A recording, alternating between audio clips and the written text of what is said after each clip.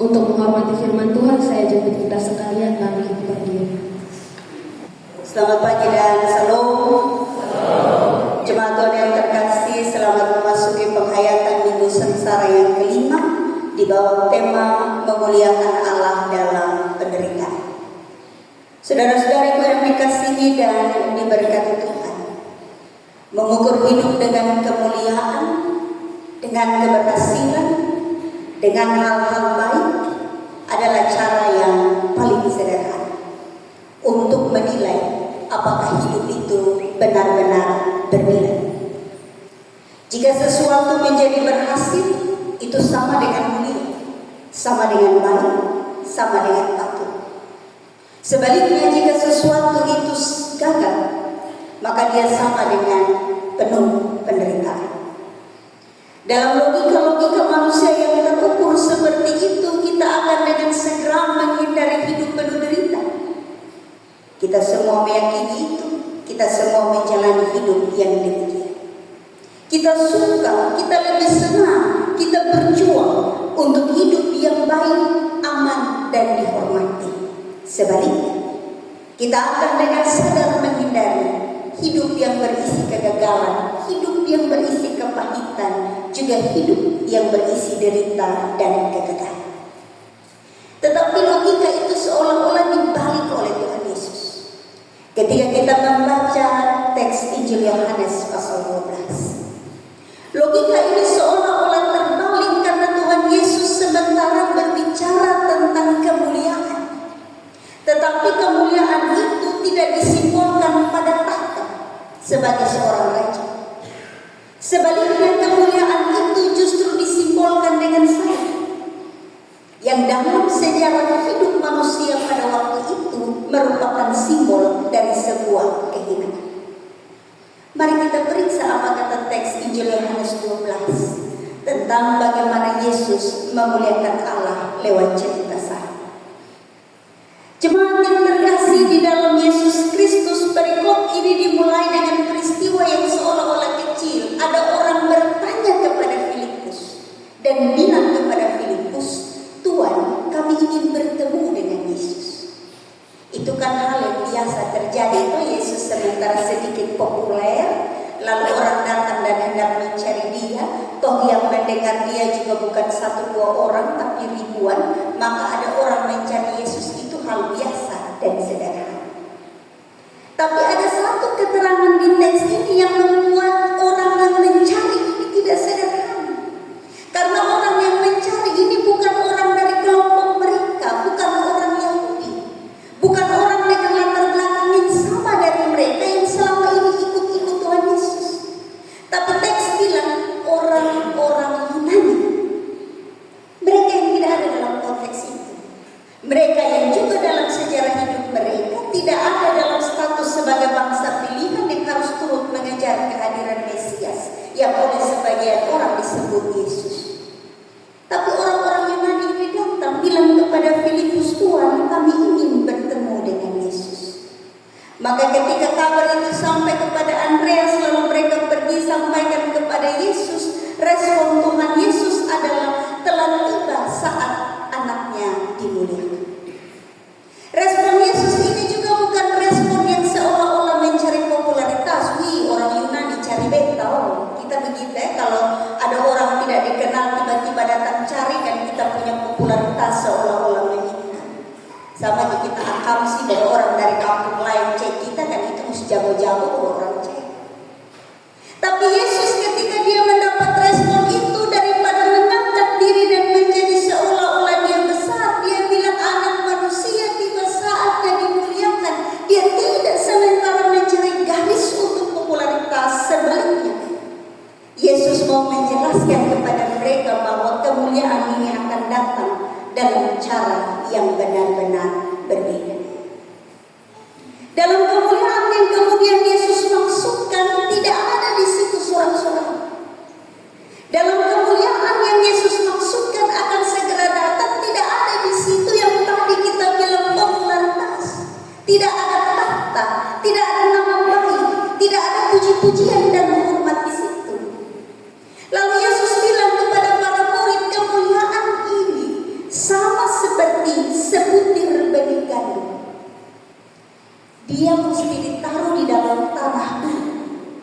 Dia mesti berdiam di dalam tanah yang gelap dulu. Baru kemudian dia bisa tumbuh dan menghasilkan sesuatu. Dia mesti seolah-olah hilang di mata manusia dulu. Baru kemudian dia bisa menghasilkan tunas. Tunas itu bertumbuh dan tumbuh itu menghasilkan buah yang bermanfaat. Itu simbol dari apa yang akan terjadi dalam masa-masa penderitaan Yesus. Bahwa seperti benih gandum dia mesti masuk ke dalam tanah sebagai anak manusia. Dia mesti mati dan turun ke dalam penderitaan manusia terbawah.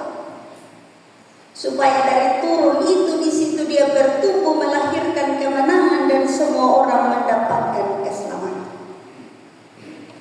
Maka kemuliaan tadi bukanlah soal sorak-sorai, tetapi soal kerelaan menjadi seperti benih yang hilang di dalam tanah supaya kemudian bertumbuh dan menghasilkan kehidupan. Maka Yesus ingatkan kepada Filipus, kepada Andreas, kepada orang-orang Yunani yang mencari dia, saudara-saudaraku, barang siapa mencintai nyawanya, ia akan kehilangan nyawanya.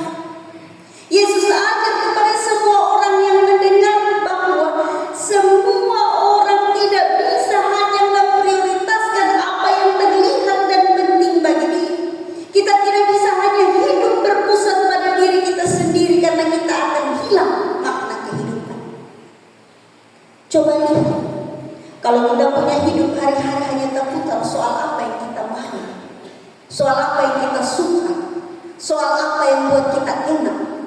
Lalu di saat yang sama meniadakan pikiran yang sama terhadap sesama, bukankah hidup kita hanyalah kesia-siaan bagi banyak orang?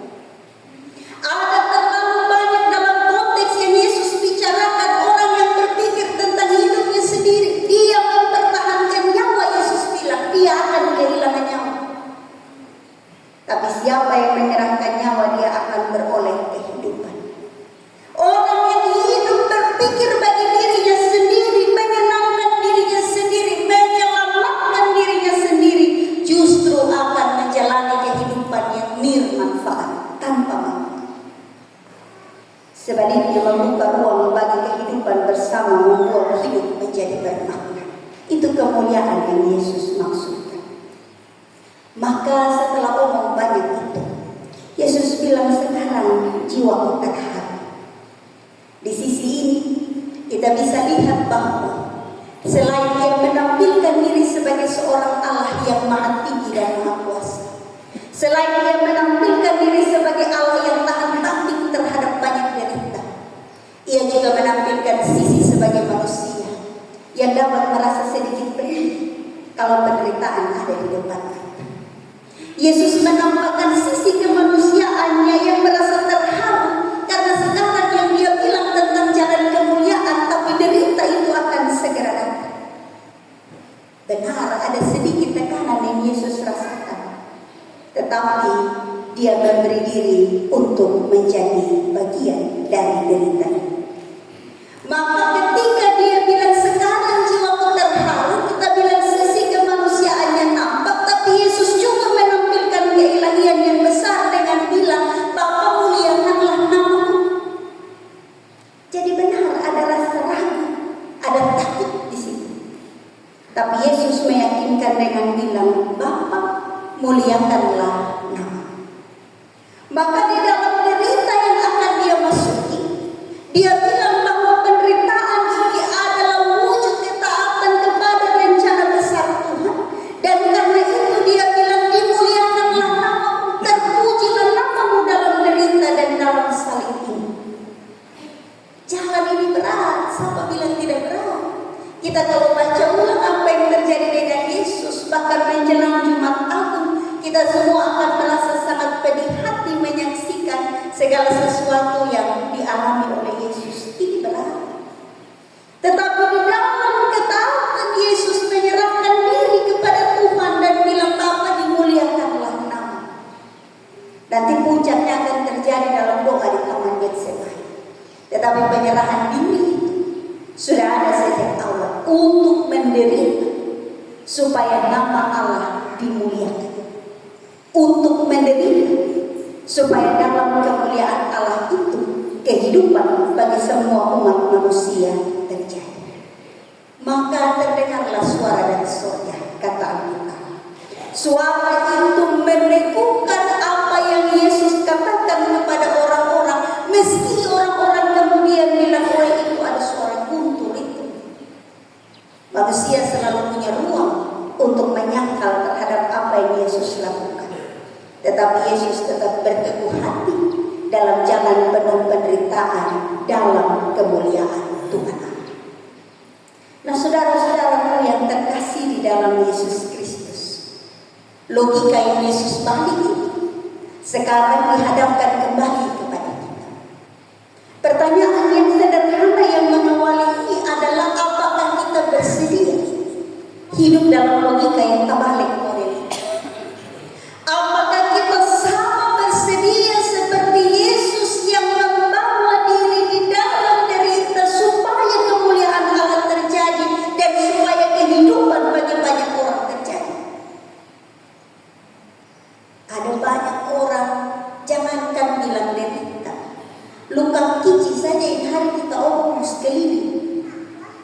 Apalagi sekarang ada media sosial, kita terantuk batu ini hari itu batu kita foto, kita pun cari bangka kita foto, cerita tentang bagaimana kita terantuk kita foto, di ujung kita mengomel sampai yang taruh itu. Itu soal aja. Yesus menunjukkan bahwa bukan luka yang sementara dia omong, ini penderitaan. Juga bukan derita yang datang oleh karena dia teledor.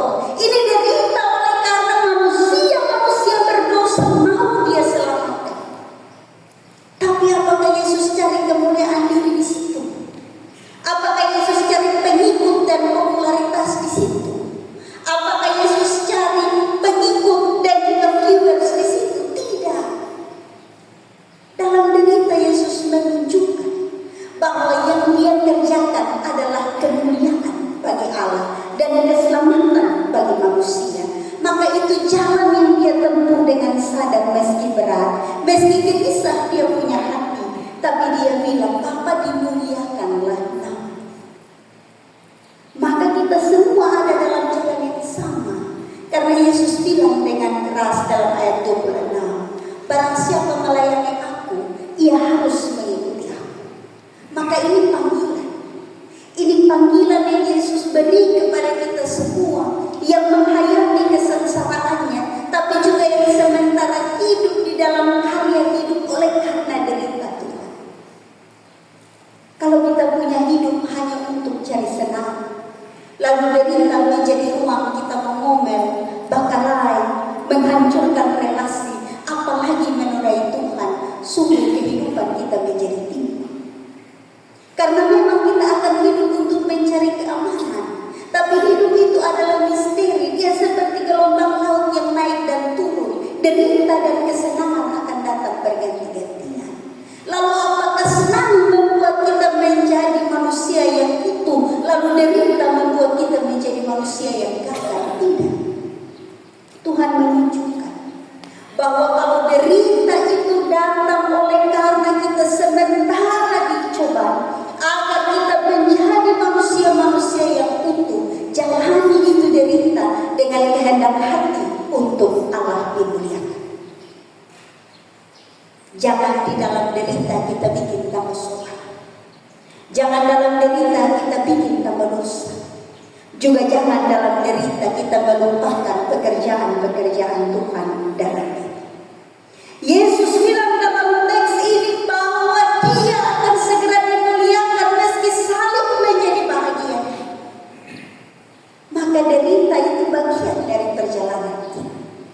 Kita tidak akan mungkin omong kemenangan dan kebangkitan kalau kita tidak buang mata terhadap salib dan kubur yang tempat Yesus terbang. Maka jemaat Tuhan yang terkasih, kalau yang kita kejar adalah keamanan dan kemuliaan, jangan lupa derita akan jadi perjalanan kita. Tapi sadar bahwa derita bukan ruang untuk mencari salah. Derita juga bukan ruang untuk menodai relasi Derita menjadi tempat orang berefleksi. Derita menjadi tempat orang turun ke dalam tanah bareng. Dan setelah derita yang penuh refleksi itu, kita keluar, bertumbuh, menghasilkan buah. Sama seperti Kristus yang rela menderita supaya kita hidup. Sama dengan Kristus yang menderita supaya Allah dimuliakan. Demikianlah semua yang mengikuti. Kata Yesus, barang siapa melayani aku, ia mengikut aku. Di mana aku berada, di situ pun pelayanku akan berada. Mari berkumpul dalam perjalanan ini. Kalau ada derita itu datang, ingat, itu waktu berefleksi untuk bertumbuh dan memuliakan Tuhan. Tuhan menolong kita, Tuhan memberkati kita. Amin. Penurut suara Betania diberi kesempatan memuji nama